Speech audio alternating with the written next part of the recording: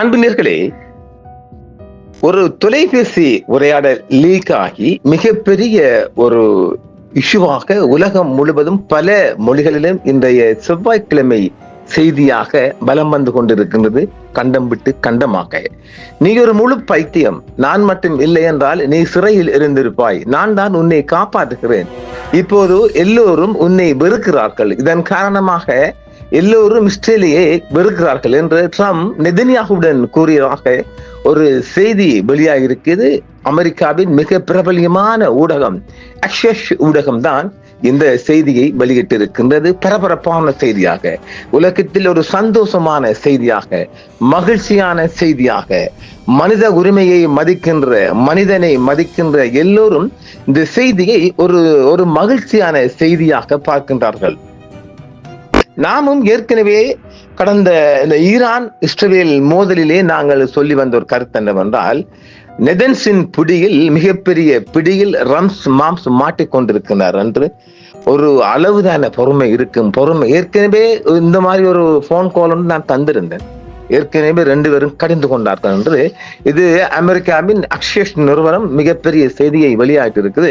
இந்த செய்தி வெள்ளை மாளிகையில் இருந்து அவங்களுக்காக ஒரு ராணுவ உயர்மட்டங்கள் இருந்து ஒரு கசியப்பட்ட செய்தியாக வேண்டும் என்றே இது லீக் ஆகப்பட்டிருக்குது. இதை 2 தலைவர்களும் மறக்கவில்லை. ஆனால் அவருடைய ட்ரூத் சோசியல்ல நெதன்யாவுடன் உரையாடலை உறுதிப்படுத்தி இருக்கின்ற அமெரிக்க அதிபர் டொனால்ட் ட்ரம்ப் அவர்கள், அவருக்கு ரொம்ப தேங்க்ஸ் பண்ணலாம். அமெரிக்க அதிபர் டொனால்ட் ட்ரம்ப் அவர்கள் இஸ்ரேலிய பிரதமர் பெஞ்சமின் நெதன்யாகுவுடன் ஒரு பதற்றமான தொலைபேசி உரையாடலை நடத்தியதாக கூறப்படுகிறது. இந்த தகவல் சர்வதேச ஊடகங்களில் ஒரு பரவலான பேசப்பட்ட பரபரப்பான செய்தியாகவும் ஒரு முக்கிய நிகழ்வாகவும் பார்க்கப்படுகிறது. அக்ஷஸ் ஊடகம் வெளியிட்ட இந்த தகவலின்படி, லெபனானில் இஸ்ரேல் நடத்தி வரும் ராணுவ நடவடிக்கைகள் குறித்து ட்ரம்ப் தனது அதிருப்தியை வெளிப்படுத்தியதாக கூறப்படுகிறது. இந்த சூழலில் தான் நெதன்யாகுவின் அரசியல் மற்றும் சட்ட ரீதியான நெருக்கடிகளில் தான் அவருக்கு ஆதரவாக இருந்ததை சுட்டிக்காட்டும் வகையில், நான் இல்லை என்றால் நீங்கள் சிறையில் இருந்திருப்பீர்கள் என்று கடும் தொனியில் பேசியதாக அந்த செய்தி தெரிவிக்கிறது. இது ஒரு சாதாரண ராஜதந்திர உரையாடல் அல்லாமல் மிகுந்த கோபமும் அதிருப்தியும் ஆத்திரமும் வெளிப்பட்ட ஒரு உரையாடலாக கருதப்படுகிறது. இஸ்ரேல் மேற்கொள்ளும் சில முடிவுகள் அமெரிக்காவின் வெளியுறவு கொள்கையை, குறிப்பாக மத்திய கிழக்கு பகுதியில் ட்ரம்ப் கையாள விரும்பும் அணுகுமுறைகளை பெரும் பாதிப்பில் கொண்டு வரவும் அவர் கருதுகிறார். உண்மைதானே? இது போன்ற தனிப்பட்ட உரையாடல் கசிவுகளில் லீக் கன்சர்வேஷன் பெரும்பாலும் உயர்மட்ட வட்டாரங்களில் இருந்து ஊடகங்கள் கசிக்கின்றன. அக்ஷஸ் போன்ற ஊடக நிறுவனங்கள் இத்தகைய தகவல்களை வெளியிடும் போது தங்கள் ஆதாரங்களை மிக கவனமாகவும் துல்லியமாகவும் சரிபார்த்த பின்னரே செய்தியை வெளியிடுகின்றன. இருப்பினும் 2 தலைவர்களின் அதிகாரப்பூர்வ அலுவலகங்களும் இதனை உறுதிப்படுத்தவோ அல்லது மறுக்கவோ முன்வரவில்லை என்பதையும் நாம் இந்த செய்தியில் தெளிவாக உறுதியாக சொல்லலாம். அமெரிக்க அதிபர் டொனால்ட் ட்ரம்ப் அவர்கள் மற்றும் இஸ்ரேல் பிரதமர் பெஞ்சமின் நெதன்ஸ் ஆகியோருக்கு இடையே நடந்ததாக கூறப்படும் தொலைபேசி உரையாடல் குறித்த இந்த செய்தி ஆக்சியஸ் ஊடகத்தின் அறிக்கையை அடிப்படையாக கொண்டது என்பதையும் நாம் இங்கு தெளிவாக சொல்ல விரும்புகின்றோம். இதன் தலைமையகம் அமெரிக்காவின் வெர்ஜீனியா மாகாணத்தில் உள்ள ஆர்லிங்டன், வெர்ஜீனியா அமைந்துள்ளது. ஆழமான செய்திகளுக்கு இந்த ஊடக நிறுவனம் ஒரு மிகப்பெரிய சான்று, அதை வச்சுக் கொள்ளுங்கள். அப்புறம் கேட்பீங்களே, எங்கப்பா நீ போன் பேசுக்குள்ள பார்த்துட்டு இருந்தியாண்டல், நம்மளுங்க அப்படித்தான் இடக்கு முடக்கத்தானே வருவானுங்கள் சனியன்கள். இஸ்ரேலின் லெபனான் மீதான ராணுவ நடவடிக்கைகள் மற்றும் அது தொடர்பான பதற்றங்கள் குறித்து ட்ரம்ப் மிகவும் கோபமாக பேசியதாக அந்த அறிக்கை கூறுகிறது. அந்த உரையாடலின் போது, நான் மட்டும் இல்லை என்றால் நீ சிறையில் இருந்திருப்பீர்கள் என்றும் ட்ரம்ப் கூறியதாக அதில் வெளியிடப்பட்டுள்ளது. You didn't be in prison if it's அப்படி என்று அந்த வார்த்தையில் சொல்லியிருக்கிறார். இது நெதன்யாகுவின் ஊழல் வழக்குகள் தொடர்பான தனது முந்தைய ஆதரவை குறிப்பதாகவும் அது கருதப்படுகிறது. லெபனானில் இஸ்ரேல் மேற்கொண்டு வரும் தாக்குதல்கள் அமெரிக்கா ஈரானுடன் நடத்தி வரும் அமைதி பேச்சுவார்த்தைகளுக்கு இடையூறாக இருப்பதாகவும், இதனால் தான் ட்ரம்ப் கடும் கோபத்தில் இருந்ததாகவும் அந்த அறிக்கை செய்தி தெரிவிக்கிறது. இது இரு தலைவர்களுக்கிடையே நடந்த ஒரு பிரைவேட் உரையாடல் என்று கூறப்பட்டாலும் அதிகாரபூர்வமாக அரசு அறிவிப்பாக சொல்லப்படவில்லை. அதே சமயம் ரூத் சோசியலில் அவரது தளத்தில் ட்ரம்ப் இது குறித்து பதிவிடும் போது அவர் நெதன்யாகுவுடன் உரையாடியதை மட்டும் உறுதிப்படுத்துகிறார். ஆனால் அந்த விடயங்களை அவர் உறுதிப்படுத்தவில்லை. இந்த செய்தி ஒரு புகழ்பெற்ற ஊடகத்தின் லீக் கன்வர்சேஷன் என்று அழகாக கன்வர்சேஷன் என்று சொல்லப்படுது இல்லையா? அதனால இந்த கன்வர்சேஷன் மிகப்பெரிய ஒரு செய்தியாகவும் பார்க்கப்படுகிறது. அதில் நெதன்யாகுவின் நன்றி கெட்ட தனத்தை கடுமையாக சாடியதோடு லெபனான் விவகாரத்தில் அவர் காட்டும் பதட்டம் தெஹ்ரானுடனான வாஷிங்டனின் பேச்சுவார்த்தைகளுக்கு தடையாக இருக்கும் என்றும் எச்சரித்துள்ளார். இந்த உரையாடல் குறித்து அறிந்த 2 அமெரிக்க அதிகாரிகள் மற்றும் 3வது தகவல் மூலகங்களை மேற்கோள் காட்டி ட்ரம்ப் நெதன்யாகுவை பைத்தியக்காரன் என்று அழைத்ததாகவும் இஸ்ரேலிய தலைவரின் ஊழல் வழக்கின் போது அவர் வழங்கிய அரசியல் பாதுகாப்பை நினைவூட்டியதாகவும் ஆக்சிஸ் செய்தி வெளியிட்டுள்ளது. நீ ஒரு முழு பைத்தியம். நல்ல இருக்கு செய்தியா? நீ ஒரு பைத்தியம். நம்முடைய சீமான் பேசுவாரு, நீ ஒரு பைத்தியம், எது வேண்டாம் செய்ய வேண்டாம் போல, நீ ஒரு முழு பைத்தியம். நான் மட்டும் இல்லைன்னா நீ சிறையில் இருந்திருப்பாய். நான் உன்னை காப்பாற்றுகிறேன். இப்போது எல்லோரும் உன்னை வெறுக்கிறார்கள். இதன் காரணமாகவே எல்லோரும் இஸ்ரேலை வெறுக்கிறார்கள் என்று ட்ரம்ப் நெதன்யாகுவுடன் கூறியதாக அந்த செய்தி பட்டுவத்தரமாக தெரிவிக்கின்றது. ட்ரம்ப் கடும் கோபத்தில் இருந்ததாகவும் ஒரு கட்டத்தில் என்ன இளவுடா செஞ்சிட்டு இருக்க என்று கத்தியதாகவும் 2வது தகவல் மூலம் தெளிவாக தெரிவிக்கப்பட்டிருக்கிறது. பெய்ரூட்டின் தெற்கு நகர் பகுதிகள் மீது தஹியோ மாவட்டம் உட்பட தாக்குதல் நடத்த நெதன்யாகு உத்தரவிட்ட பிறகும் தெற்கு லெபனானில் இஸ்ரேல் தனது சட்டவிரோத தரைவழி நடவடிக்கையை தொடர்ந்து விரிவுபடுத்திய பிறகும் இந்த அவசரமான பேச்சு எழுந்தது. லெபனான் தலைநகர் மீது குண்டு வீசுவது இஸ்ரேலை சர்வதேச அளவில் மேலும் தனிமைப்படுத்தும் என்று நெதன்யாகுவிடம் ட்ரம்ப் எச்சரித்ததாக ஒரு அமெரிக்க அதிகாரி கூறியிருக்கின்றார். பொதுமக்கள் உயிரிழப்புகளின் எண்ணிக்கையால் ட்ரம்ப் கவலை அடைந்ததாகவும் ஒரு ஹிஸ்புல்லா தளபதியை கொல்வதற்காக இஸ்ரேல் முழு கட்டிடங்களையும் இடித்ததை அவர் குறிப்பாக எதிர்த்ததாகவும் மற்றொரு செய்தியும் தெரிவிக்கின்றது.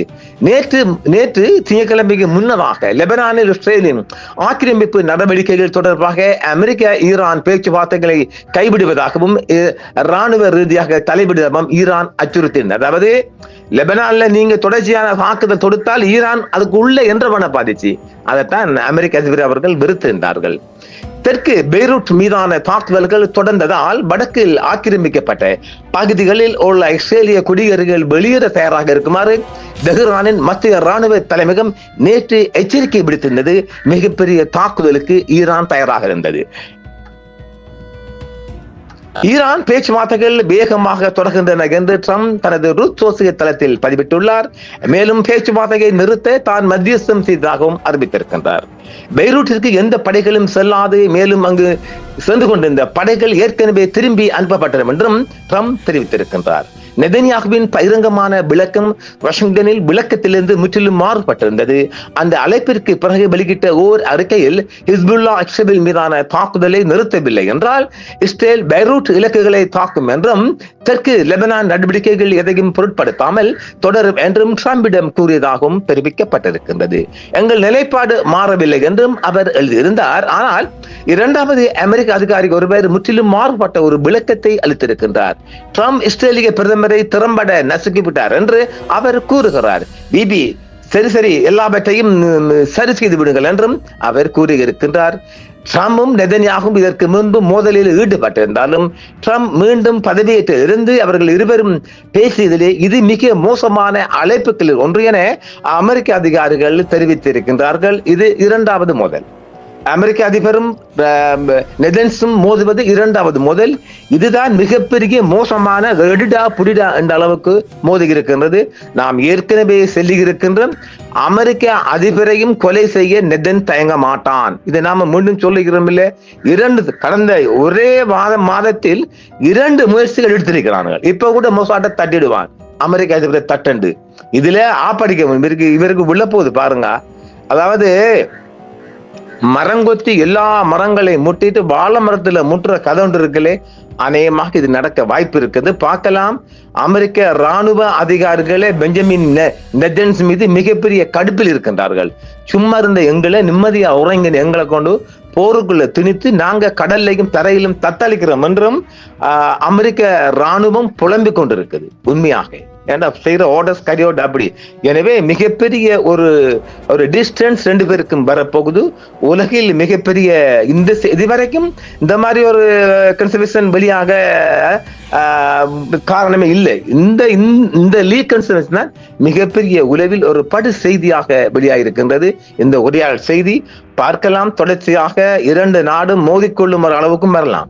ஏண்டா இவன் இப்ப சும்மா இருக்க மாட்டான். நெட்டன்ஸ் வந்துட்டு அவனுக்கு எலெக்ஷன் வரத்தால அவன் பாவி சும்மா இருக்கவே மாட்டான். நான் எப்பவும் சொல்ல பாத்தீங்களா, இப்ப வந்துச்சு பாத்தீங்களா உண்மை. நான் அமெரிக்க அதிபர் ஆரம்பத்தில இருந்து சொன்னேன், மனுஷன் மாட்டிக்கிட்டு. எல்லாரும் சொன்னாங்க அமெரிக்க அதிபருக்கு நீ ஆதரவு கிடையாது. உண்மை யதார்த்தங்களை புரிந்து கொண்டால் தான் ஒரு ஆய்வு என்பது. ஒரு ஆய்வாளர் என்பது என்றால் அதன் ஆரம்பத்திலே அந்த சரியான பேஸையும் சரியான நேர்கோட்டையும் பிடித்து கொண்டோம் என்றால் தொடர்ச்சியாக செய்திகளை நம்ம பார்க்கவே தேவை கிடையாது.